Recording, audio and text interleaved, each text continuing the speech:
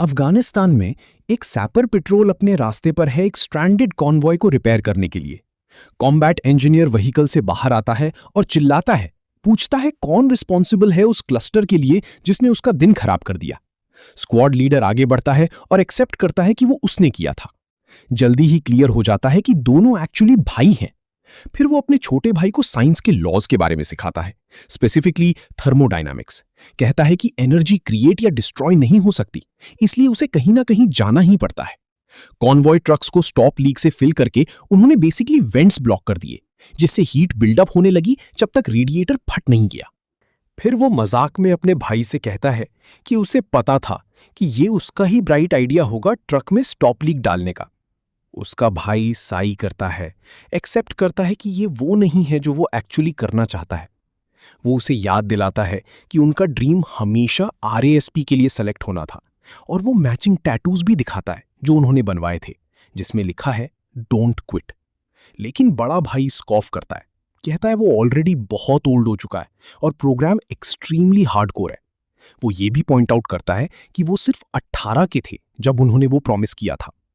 फिर भी उसका भाई उसे बोलता है इमेजिन करने के लिए वो फीलिंग जब वो अपने खुद के रेंजर स्क्रोल्स अर्न करेंगे, और वो प्राइड जो उसके साथ आती है। फाइनली वो उसे कन्विंस कर लेता है, लेकिन कुछ ही मोमेंट्स बाद तालिबान अचानक कॉन्वॉय पर अटैक कर देते हैं। ब्रूटल फायर फाइट में जो होता है उसमें लगभग सारे सोल्जर्स मर जाते हैं। उसका नी बुरी तरह इंजर्ड होता है। वो खुद को घिसाते हुए अपने भाई की तरफ ले जाता है। 2 साल बाद वो अब एक बस में है जो army ranger selection base in Colorado जा रही है। कैडरे कैंडिडेट्स को इंस्ट्रक्शन देते हैं कि इंडक्शन हॉल में जाओ और अपनी सारी पर्सनल बिलोंगिंग्स हैंडओवर करो। इस पॉइंट के बाद उन्हें बताया जाता है कि अब उनके नाम नहीं होंगे, सिर्फ नंबर्स होंगे। एक सार्जेंट नोटिस करता है कि एक कैंडिडेट एयरफोर्स का टेक्निकल सार्जेंट है और उसे बताता है कि वो टीम लीडर असाइन किया जाएगा। कैंडिडेट इस बात को एक्नॉलेज करता है और उसे नंबर 7 दिया जाता है।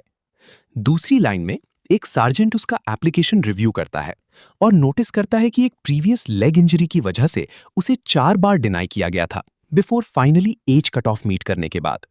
सार्जेंट उसे इन्फॉर्म करता है कि पेट्रोल लीडर के रूप में उससे टीम लीड करने की एक्सपेक्टेशन होगी, लेकिन वो ऑफर टर्न डाउन कर देता है। उसे नंबर 81 असाइन किया जाता है। सार्जेंट मेजर शेरिडन फिर कैंडिडेट्स को एड्रेस करता है। वो एक्सप्लेन करता है कि आर्मी रेंजर्स असल में यूनाइटेड स्टेट्स आर्मी का स्पीयर हेड होते हैं, जो ग्राउंड पर डिप्लॉय होने वाले फर्स्ट सोल्जर्स होते हैं, और रास्प दुनिया के टफेस्ट सिलेक्शन प्रोग्राम्स में से एक है जो कैंडिडेट्स को उनकी मेंटल, इमोशनल और फिजिकल लिमिट्स तक पुश करता है, 8 ग्रूलिंग वीक्स तक। सिर्फ वो लोग जो फाइनल स्टेज तक पहुंचते हैं उन्हें 24 आवर डेथ मार्च फेस करना होगा, एक एग्जॉस्टिंग मिशन जिसे कंप्लीट करके और फिनिश लाइन क्रॉस करके ही वो कविटेड रेंजर स्क्रोल अर्न कर सकते हैं। इसके साथ ही प्रोग्राम ऑफिशियली बिगिन हो जाता है। पहले वीक के दौरान कई कैंडिडेट्स एलिमिनेट हो जाते हैं। अगले 3 हफ्ते ब्रूटल ऑब्स्टिकल कोर्सेज और एग्जॉस्टिंग ड्रिल्स से भरे होते हैं, और जो भी स्टैंडर्ड्स मीट नहीं करता उसे तुरंत प्रोग्राम से कट कर दिया जाता है। अब सिर्फ 4 हफ्ते बचे हैं। एक लॉन्ग मार्च के दौरान 15 बाकी लोगों से कहता है कि अगर वो रेजिमेंट में आ गए तो उन्हें टॉप सीक्रेट इंफॉर्मेशन का एक्सेस मिलेगा, जैसे एरिया 51 और मून लैंडिंग के हिडन ट्रूथ्स। बाकी कैंडिडेट्स बस इस बात पर स्कॉफ करते हैं। मीनवाइल 81 ग्रुप से थोड़ा अलग हो जाता है, क्वाइटली अपना लैब कंप्लीट करता है और फिर वापस आ जाता है। एक और हफ्ता बीत जाता है। राइफल ट्रेनिंग के दौरान एक सार्जेंट पूछता है कि कितने कैंडिडेट्स एक्चुअली कॉम्बैट में डिप्लॉय हुए हैं। जब कोई क्लियर आंसर नहीं मिलता, वो मजाक उड़ाता है और कहता है कि उसने डिप्लॉयमेंट पूछा था, पॉटी ट्रेनिंग नहीं। कुछ और लोगों से पूछने के बाद भी जब सैटिस्फैक्ट्री आंसर नहीं मिलता तो सार्जेंट 81 की तरफ मुड़ता है, डेथ माउंटेन डिवीजन स्पार्टन्स। सब उसकी तरफ देखने लगते हैं। बाद में लंच के दौरान 44 ग्रुप को बताता है कि 81 एक स्ट्रैंडेड कॉन्वॉय रिपेयर कर रहा था जब तालिबान ने सडन डेवास्टेटिंग अटैक लॉन्च किया, जिसमें पूरी यूनिट वाइप आउट हो गई। 60 ऐड करता है कि 81 को सिल्वर स्टार भी मिला था। मीनवाइल पास में ही एक टेलीविजन पर न्यूज रिपोर्टर अनाउंस करता है कि नासा ने एक इंटरस्टेलर ऑब्जेक्ट डिटेक्ट किया है जो सोलर सिस्टम के बाहर से आया है। वो ऑब्जेक्ट अर्थ के पास से पास होने वाला है, लेकिन ऑफिशियल्स कहते हैं कि कोई डेंजर नहीं है। 15 को यकीन नहीं होता कि 81 को सिल्वर स्टार मिला। 44 एक्सप्लेन करता है कि वो इकलौता सर्वाइवर था जिसने अपने भाई को लगभग 10 माइल्स तक उठाकर मिलिट्री बेस तक ले गया। क्यूरियस होके 15 डायरेक्टली 81 से पूछता है, क्या ये सच है? क्या हुआ था? तभी एक सार्जेंट उन्हें बात करते हुए देख लेता है और याद दिलाता है कि बोलना अलाउड नहीं है। पनिशमेंट के तौर पर वो सबको एक्स्ट्रा हिल क्लाइम्स असाइन करता है। अगले 2 हफ्ते और भी टफ ट्रेनिंग के साथ स्टार्ट होते हैं। एक एक्सरसाइज के दौरान एक केडर कैंडिडेट से पूछता है कि वो यहां क्यों है। ज्यादातर लोग जवाब देते हैं कि वो एक एलीट यूनिट ज्वाइन करना चाहते हैं, लेकिन 81 एक अलग जवाब देता है। वो सिर्फ कहता है कि वो फिनिश लाइन क्रॉस करना चाहता है। उस रात 7 नोटिस करता है कि 81 अपनी पीटीएसडी मेडिकेशन ले रहा है। अगली सुबह 7 उससे पूछता है कि डीएफक्यू का मतलब डोंट क्विट होता है क्या? 81 थोड़ा सरप्राइज्ड होता है और पूछता है उसे कैसे पता। 7 बस शोल्डर्स उठा के कहता है कि उसने गेस किया। वीक 6 तक candidates rope climbing, breaching drills और राइफल ट्रेनिंग से गुजरते हैं। इनमें से कई लोग फेल हो जाते हैं और प्रोग्राम से एलिमिनेट हो जाते हैं। एक रात 81 एक नाइटमेयर से परेशान होता है। वो अचानक उठ जाता है। तभी सार्जेंट अंदर आता है और सबको उठने का ऑर्डर देता है। अनाउंस करता है कि फाइनल वीक शुरू हो गया है। अगली चैलेंज में कैंडिडेट्स को पूल में वेट्स लेकर अंडर वाटर चलना होता है। कई लोग जल्दी सरफेस पर आ जाते हैं। जब 81 पानी के अंदर स्ट्रगल कर रहा होता है, वो अपने छोटे भाई के बारे में सोचने लगता है। ये मेमोरी उसे आगे बढ़ने के लिए पुश करती है, लेकिन आखिर में वो होश खो देता है और 7 उसे बाहर निकालता है। शेरिडन फर्स्ट सार्जेंट टॉरेस से कहता है कि वो 81 से बात करना चाहता है, क्योंकि कैंडिडेट एक लाइबिलिटी लग रहा है। वेटिंग रूम में 81 न्यूज देख रहा होता है, जहां एक रिपोर्टर बताता है कि 1 महीने पहले डिस्कवर हुआ एस्टेरॉइड अब स्ट्रक्चरल फ्रैगमेंटेशन दिखा रहा है। फिर उसे अंदर बुलाया जाता है। शेरिडन 81 से कहता है कि शायद उसके लिए प्रोग्राम से रिटायर होना बेस्ट होगा। 81 आर्ग्यू करता है कि उसने कोई भी इवेंट फेल नहीं किया। टॉरेस एक्सप्लेन करता है कि उन्हें उसकी फिजिकल स्ट्रेंथ की चिंता नहीं है, बल्कि वो उसके दिमाग के अंदर क्या चल रहा है उसको लेकर वरीड है। वो कहता है कि कैडर ऑफिसर्स ने बताया है कि 81 सही से सो नहीं रहा और पीयर रिव्यूज के अकॉर्डिंग वो बाकी कैंडिडेट्स के साथ बॉन्ड नहीं कर रहा। टॉरेस ये भी ऐड करता है कि वो हर अपॉर्चुनिटी अवॉइड करता है जहां उसे टीम लीडर बनना होता है, और ये एक स्टेबल कैंडिडेट की निशानी नहीं है। शेरिडन बोलता है कि जो उसने अफगानिस्तान में झेला वो किसी के लिए भी बहुत ज्यादा होता। वो कहता है कि उस सिचुएशन में ज्यादातर लोग ब्रेक लेते और थेरेपी अटेंड करते, लेकिन 81 ने डिस्चार्ज के अगले ही दिन इस प्रोग्राम के लिए अप्लाई करना स्टार्ट कर दिया। 81 धीरे से कहता है कि वो बस फिनिश लाइन क्रॉस करना चाहता है। शेरिडन कहता है कि वो और टॉरिस दोनों बिलीव करते हैं कि वो एक प्रॉमिसिंग कैंडिडेट है, लेकिन वो वॉर्न करता है कि अगर अब उसे प्रोग्राम से रिमूव किया गया तो वो कभी वापस नहीं आ पाएगा। वो उसके सामने एक वॉलंटरी विड्रॉल स्लिप रख देता है। शेरिडन कहता है कि वो एक इंजीनियर है और उसे पता होना चाहिए कि सबसे पावरफुल मशीन की भी लिमिट्स होती हैं और वो अपनी लिमिट तक पहुंच चुका है, लेकिन 81 मना कर देता है। आखिर में सिर्फ कुछ ही कैंडिडेट्स बचते हैं, जिसमें 81 भी शामिल है, जो फाइनल राउंड तक पहुंचते हैं। टॉरेस फाइनल मिशन की डिटेल्स एक्सप्लेन करता है, जो एक सिमुलेशन होगा। एक क्लासिफाइड एयरक्राफ्ट एनिमी लाइंस के पीछे शूट डाउन हो गया है और रेंजर्स को रिकॉनेसेंस और रेस्क्यू मिशन करना है।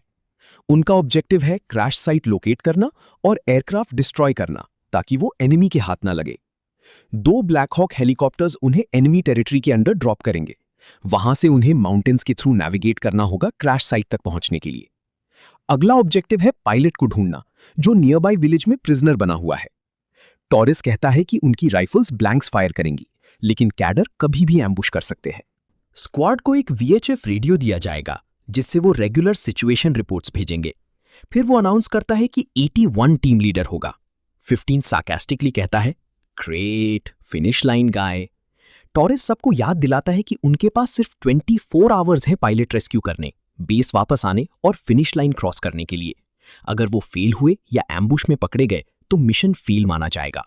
शेरिडन ऐड करता है कि अगर वो फिनिश लाइन क्रॉस कर लेते हैं तो वो रेंजर स्क्रोल अर्न करेंगे। और इसी के साथ डेथ मार्च मिशन ऑफिशियली शुरू हो जाता है। डेथ मार्च मिशन ऑफिशियली बिगिन होता है। ब्लैक हॉक्स टीम को रॉकी माउंटेन्स के डीप अंदर ड्रॉप करते हैं। लैंड करने के बाद टीम रीग्रुप करती है और फॉरेस्ट के अंदर मूव करती है। 57 मैप स्टडी करता है और बाकी लोगों को बताता है कि उनका टारगेट लोकेशन लगभग 20 क्लिक्स वेस्ट है। 81 अपनी वॉच को 24 आवर्स पर सेट करता है और पूछता है, क्या किसी के पास कोई सवाल है? सब चुप रहते हैं। तब 7 खड़ा होता है और ग्रुप से कहता है कि वो सब यहाँ किसी ना किसी रीजन से हैं और उनका गोल है रेंजर स्क्रोल्स को साथ में अर्न करना। 81 उसकी बात को अप्रिशिएट करता है और टीम आगे बढ़ जाती है। वो एक रॉकी माउंटेन पर चढ़ते हैं और टॉप तक पहुंच जाते हैं। धीरे धीरे शाम रात में बदल जाती है। 111 रेडियो के थ्रू कैडर को सिचुएशन रिपोर्ट्स भेजता है। 7 सजेस्ट करता है कि वो थोड़ा रेस्ट ले। कहता है कैडर शायद रिवर के पास एम्बुश के लिए वेट कर रहे हों। 81 अग्री करता है और कहता है वो सिर्फ 20 मिनट्स रेस्ट करेंगे। जब बाकी सब सोते हैं, 81 गार्ड पर रहता है। 7 उससे पूछता है क्या वो एक पर्सनल सवाल पूछ सकता है, लेकिन 81 सीधा मना कर देता है। टीम अज्यूम करती है कि कैडर ने उन्हें देख लिया होगा और फ्लेयर्स यूज किए होंगे। 81 तुरंत ऑर्डर देता है सबको मूव करने का। सुबह तक वो फाइनली डाउन्ड एयरक्राफ्ट का रैकेज देख लेते हैं। 7 मजाक करता है कि कैडर ने स्पेशल इफेक्ट्स में पूरी जान लगा दी। 81 वार्न करता है कि कैडर शायद रिवर के ऊपर एम्बुश के लिए वेट कर रहे हैं। वो 111 को बोलता है एक और सिचुएशन रिपोर्ट भेजने के लिए। फिर वो जल्दी से एक प्लान सेट करता है। डेमोलिशन टीम एयरक्राफ्ट पर एक्सप्लोजिव्स लगाएगी और सेफ डिस्टेंस से डेटोनेट करेगी। एक्सप्लोजन से कैडर का अटेंशन अट्रैक्ट होगा, इसीलिए वो 4 सोल्जर्स को ओवरवॉच के लिए असाइन करता है, 3 सोल्जर्स को डाउनस्ट्रीम और बाकी को अपस्ट्रीम। टैब 57 एक अजीब बात पॉइंट आउट करता है। ब्रीफिंग कोऑर्डिनेट्स के अकॉर्डिंग टारगेट पोजीशन कुछ 100 मीटर्स ऑफ है। वो ये भी कहता है कि उसका कंपास अजीब बिहेव कर रहा है। 101 बताता है कि उसे सिग्नल नहीं मिल रहा, सिर्फ एक स्ट्रेंज साउंड आ रहा है। फिर भी टीम प्लान कंटिन्यू करती है। जैसे ही सब अपनी पोजीशन लेते हैं, 81 सडनली डिस्टेंस में एक हल्की सी लाइट नोटिस करता है। वो क्वाइटली 7 को सिग्नल देता है कि वो चेक करने जा रहा है। वो फॉरेस्ट के अंदर और गहरा चला जाता है जब डेमोलिशन टीम एक्सप्लोजिव्स प्रिपेयर कर रही होती है। कुछ मोमेंट्स बाद 81 को लगता है कि उसे असली टारगेट मिल गया है, लेकिन तब तक देर हो चुकी होती है। टीम एक्सप्लोजिव्स डेटोनेट कर देती है। 81 वापस दौड़ता है टीम को वार्न करने के लिए। इसने तो एक डेंट भी नहीं छोड़ा। सडनली एक strange machine glowing red lights के साथ ऊपर उठती है। वो उनके फेसेस स्कैन करती है ब्राइट बीम्स से और तुरंत फायर करना स्टार्ट कर देती है। कई सोल्जर्स को मार देती है। 81 तुरंत सबको ऑर्डर देता है भागने का। वो फॉरेस्ट के थ्रू दौड़ते हैं, लेकिन जल्दी ही डेड एंड पर पहुंच जाते हैं। मशीन एक बॉम्ब लॉन्च करती है जो पास में एक्सप्लोड होता है और रिमेनिंग सोल्जर्स को एक स्टीप हिल से नीचे गिरा देता है। सब लोग इंजर्ड हो जाते हैं। एक पल के लिए 81 का दिमाग अफगानिस्तान की मेमोरी में चला जाता है, लेकिन वो खुद को प्रेजेंट में वापस फोकस करता है। वो 57 की हेल्प करने जाता है जो एक ट्री ब्रांच से इंपेल हो गया होता है। 109 पैनिक करता है और कहता है वुंड बहुत खराब लग रहा है, लेकिन 81 उसे काम रहने को कहता है। इस फॉल के दौरान 7 का लेग भी बैडली इंजर्ड हो जाता है। बचे हुए सोल्जर्स शॉक में होते हैं उस मिस्टीरियस मशीन से जिसने उनकी आधी टीम खत्म कर दी। 81 पूछता है क्या डेमोलिशन टीम बची है? वो कहते हैं नहीं। 81 रेडियो ढूंढने जाता है। धीरे धीरे डेब्री के बीच से गुजरते हुए वो देखता है कि 111 मर चुका है और रेडियो डिस्ट्रॉय हो गया है। तभी वो मशीन को एक और सोल्जर को मारते हुए देखता है। 57 भी अपनी इंजुरीज से मर जाता है। 81 वापस आकर अर्जेंटली कहता है कि उन्हें मूव करना होगा क्योंकि मशीन उनका ट्रेल फॉलो कर सकती है। वो बताता है कि 111 मर गया है और रेडियो डिस्ट्रॉय हो गया है। वो लोग रोप का यूज करके क्लिफ से नीचे उतरना शुरू करते हैं, एक एक करके। 6 ऑफर करता है कि वो 7 को नीचे उतारेगा और 81 पहले खुद नीचे उतरता है, लेकिन जैसे ही 7 को नीचे उतारा जा रहा होता है, मशीन उन्हें ढूंढ लेती है। वो फायर करती है और 6 को मार देती है और 7 जोर से नीचे गिर जाता है। मशीन क्लिफ के एज पर आती है और एरिया स्कैन करती है। फिर 7 का इंजर्ड लेग डिटेक्ट हो जाता है। मशीन तुरंत फायर करती है और टीम को मजबूर कर देती है अलग अलग छुपने के लिए। कुछ ही पल बाद वो मल्टीपल बॉम्ब्स लॉन्च करती है जो उनके आसपास एक्सप्लोड होते हैं और सोल्जर्स मर जाते हैं। कई घंटों तक चलने के बाद टीम फाइनली रेस्ट के लिए रुकती है। जब 81 को 7 के लेग पर ब्लड दिखता है, वो एक पल के लिए पैनिक हो जाता है। 7 उसे अश्योर करता है। फिर वो 109 से मॉर्फिन मांगता है, लेकिन कंटेनर फॉल के दौरान डैमेज हो चुका होता है। कोई और ऑप्शन ना होने पर 81 3 तक काउंट करता है और 7 का लेग झटके से वापस सेट कर देता है। पेन इतना ज्यादा होता है कि 7 बेहोश हो जाता है।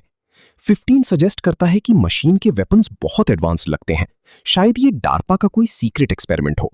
लेकिन 44 उसे रोक देता है और कहता है डिपार्टमेंट ऑफ डिफेंस अपने ही सोल्जर्स के साथ ऐसा कभी नहीं करेगा, और उसे अपनी कंस्पिरेसी थ्योरीज बंद करने को कहता है।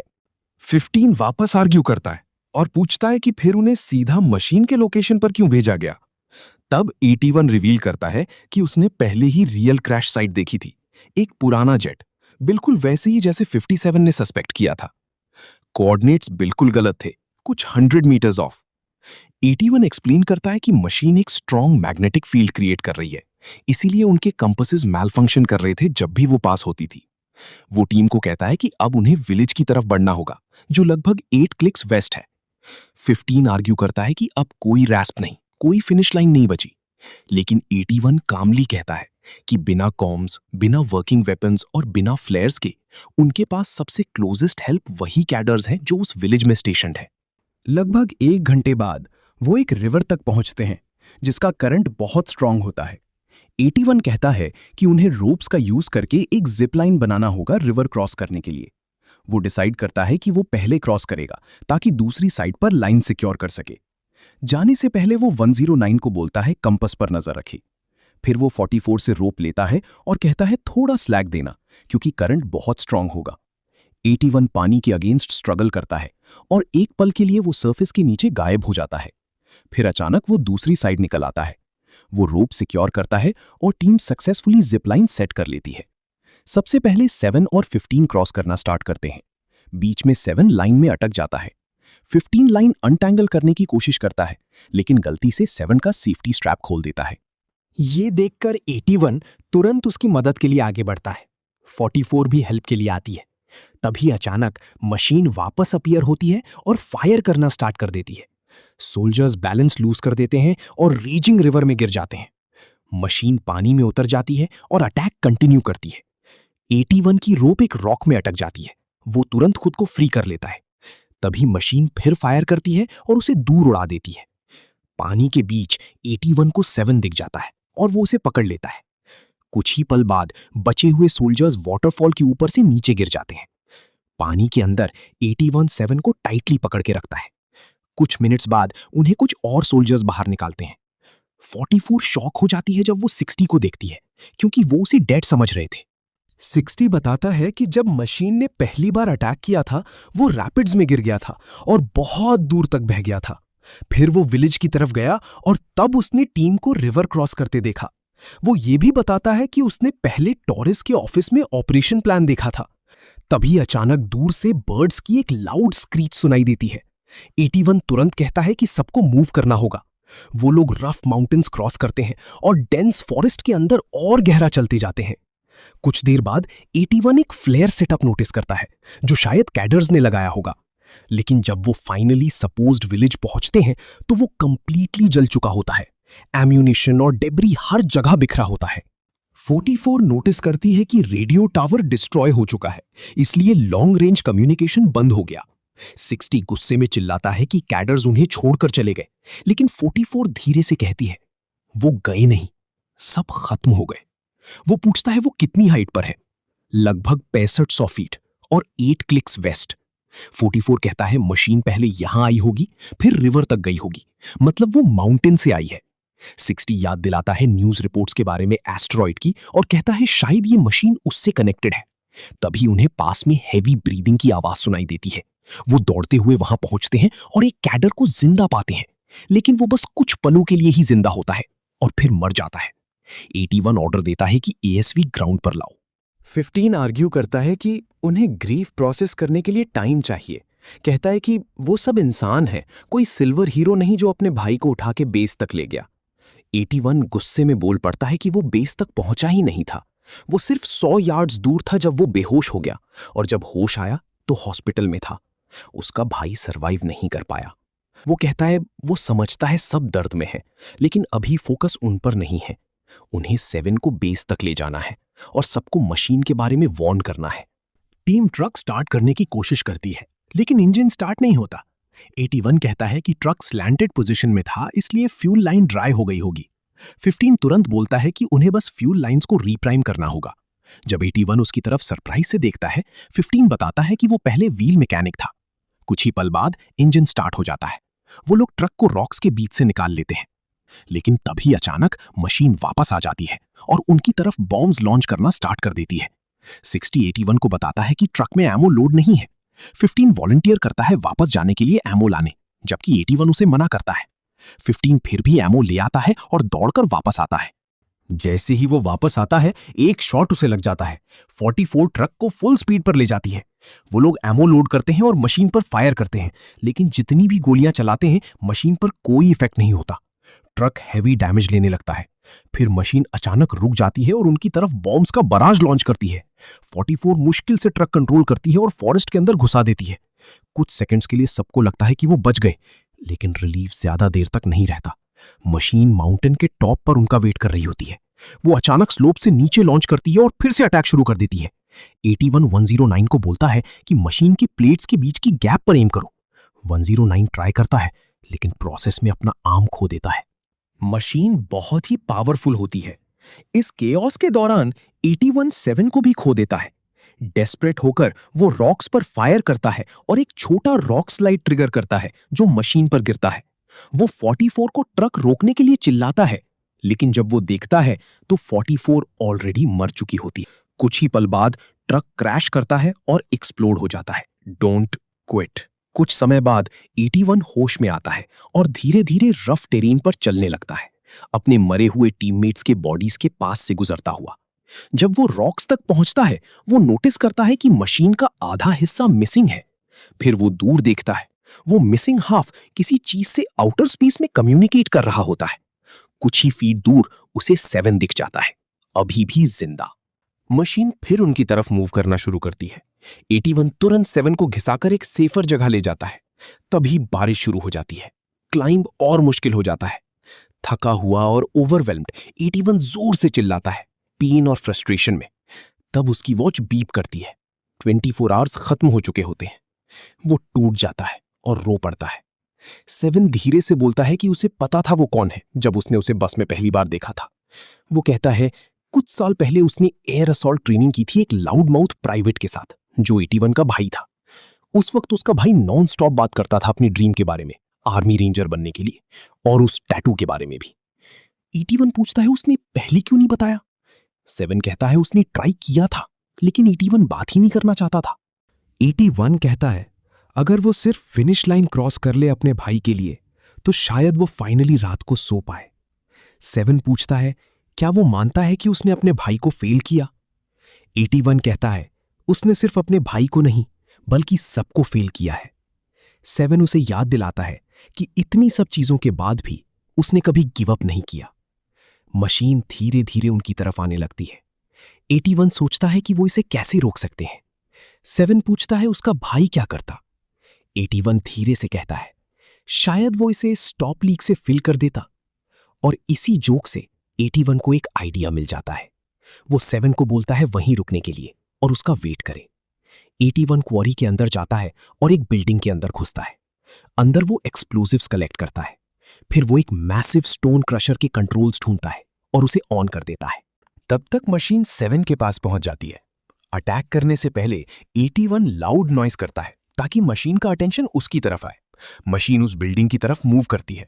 जैसे ही वो स्ट्रक्चर स्कैन करती है, एक्सप्लोसिव्स ब्लास्ट हो जाते हैं। 81 तुरंत एक बुलडोजर में जंप करता है और मशीन को रैम करता है, उसे माउंटेन साइड के अगेंस्ट पिन कर देता है। स्टोन क्रशर चालू होता है और रॉक्स गिरने लगते हैं। ये मशीन के वेंट्स को ब्लॉक कर देते हैं। मशीन ओवरहीट होने लगती है, ओवरलोड हो जाती है। 81 लास्ट सेकंड पर जंप करता है और मशीन एक्सप्लोड हो जाती है, लेकिन उसके अंदर के बॉम्ब्स ग्राउंड पर स्कैटर हो जाते हैं। अगली सुबह 81 7 को उठाकर पूरा रास्ता बेस तक ले जाता है और फाइनली फिनिश लाइन क्रॉस करता है। शेरिडन और टॉरेस उसे देखकर स्टन्ड रह जाते हैं। 81 देखता है मशीन के ब्रोकन पार्ट्स हेलीकॉप्टर से ले जाए जा रहे हैं। शेरिडन आगे आता है और पूछता है क्या वो अकेला कैंडिडेट बचा है। 81 चुपचाप सिर हिला देता है। शेरिडन माफी मांगता है कि वो टाइम पर उन तक नहीं पहुंच पाए। वो बताता है कि मशीन्स ने ऑलरेडी उनके ज्यादातर बेसेस डिस्ट्रॉय कर दिए हैं और यही एक बेस है जो बच पाया है। 81 पूछता है कितनी मशीन्स हैं। शेरिडन धीरे से कहता है वो हर जगह है। वो बताता है कि फर्स्ट वेव को न्यूट्रलाइज कर दिया गया है, लेकिन इंटेलिजेंस कहता है कि एक और बड़ा ग्लोबल इन्वेजन आने वाला है। न्यूज़ कंफर्म करती है कि एस्टेरॉइड मल्टीपल पॉड्स में स्प्लिट हो गया था और हर पॉड एक डेडली मशीन बन गया है जो दुनिया भर में अटैक कर रहा है। गवर्नमेंट सब एक ग्लोबल रिस्पॉन्स लॉन्च कर रहे हैं। शेरिडन इंप्रेस होता है और पूछता है 81 ने मशीन को कैसे डिस्ट्रॉय किया। 81 कहता है हर मशीन की लिमिट होती है और उसने उसके वेंट सिस्टम को चोक करके उसे डिस्ट्रॉय किया। शेरिडन कहता है ये इंटेल बहुत लोगों की जान बचा सकती है। 81 एक्सेप्ट करता है कि शेरिडन सही था, वो पहले रेडी नहीं था। शेरिडन उसे तुरंत प्रमोट करता है और कहता है अब वो रेडी है। वो कहता है उसका भाई उस पर प्राउड होता। फिर वो रेंजर्स को गैदर करता है और अनाउंस करता है कि ऑपरेशन ग्लोबल शील्ड स्टार्ट हो चुका है। उनका मिशन है सिविलियंस को इवैक्यूएट करना और रास्ता क्लियर करना। शेरिडन 81 की तरफ देखता है और 81 आगे बढ़ता है और सबको एड्रेस करता है। वो कहता है चाहे वो कितने भी इंजर्ड हो, कितनी भी थके हुए हो, उन्हें कभी गिव अप नहीं करना चाहिए। कुछ ही देर बाद रेंजर्स ब्लैक हॉक हेलीकॉप्टर्स में चढ़ जाते हैं। फ्लाइट के बीच में टीम लीडर रेंजर्स के नाम बुलाना शुरू करता है, लेकिन जब वो 81 तक पहुंचता है तो उसे रियलाइज होता है कि उसे उसका असली नाम ही नहीं पता।